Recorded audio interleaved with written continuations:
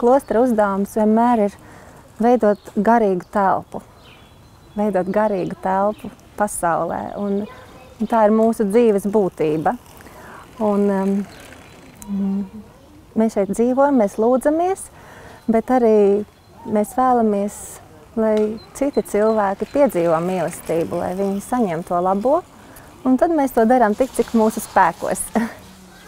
Klostera māsa zupas virtuvi radīja izsalkums, kad arvien biežāk negaidīti, jebkurā diennakts laikā pie klostera durvīm zvanīja izsalkuši cilvēki, māsas centās palīdzēt, kā varēja. Būtībā mūsu mērķis nav tik daudz tā ikdienišķā maize, cik arī tāda garīgā barība.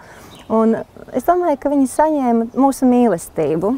To, cik mēs varējām ielikt katrā tajā zupas šķīvītī vai spainītī un ar kādu mīlestību mēs varējām pasniegt. Tas bija sarunas, tās bija iepazīšanās, tie bija arī šo cilvēku stāsti, kurus viņi stāstīja mums šajās tikšanās reizēs. Tetereva fonda finansējums šo darbu padarīja sistemātisku, 2 vakarus nedēļā pabarojot apmēram 40 trūcīgus cilvēkus.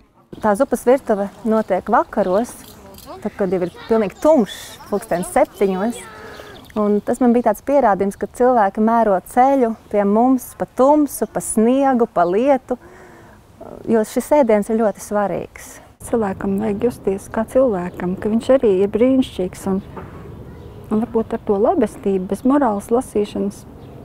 Es ceru, ka tomēr daudz kas labs viņos ir. Un es domāju, ka tas jau nav vienīgais, ka mēs to zupiņu tikai dodam, ka pabarojot viņus ir mazāk noziegumu, ir mazāk zādzību, ir vērts viņus pabarot.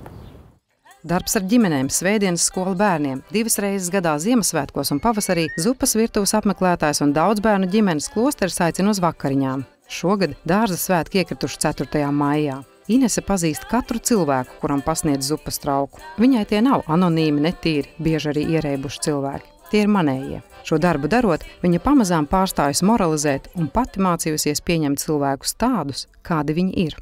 Nav jēgas moralizēt.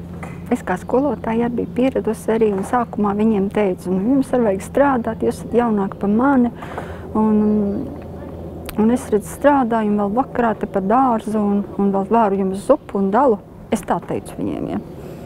Pēc tam pat nokaunējos. Viņi tā nolaida acis un kaunējās, bet viņi neko man neteica, jo mums bija draudzība. Viņi pieņēma laikam to manu draugu kritiku, bet es vairs sen jau tā nesaku. Es nesaku neko. Ja nebūtu klostera zupas virtuves, šie cilvēki varbūt nekad dzīvē nebūtu pieredzējuši dārza svētkus pie balta galdauta. Nekad neuzzinātu, kā tas ir, kad tevi kaut kur gaida ciemos, uz zupu un uz sarunu. Tādēļ zupas šķīvis un dārza svētki ir ne tikai labdarība, tā ir mīlestība un kluss atgādinājums tam, ka ir iespējama arī citādāka dzīve. Tas labais ir vairotos, ja mums Latvijā būtu šī labestība tik liela un tas būtu brīnišķīgi. Jāsāk ar sevi. Es saku ar sevi.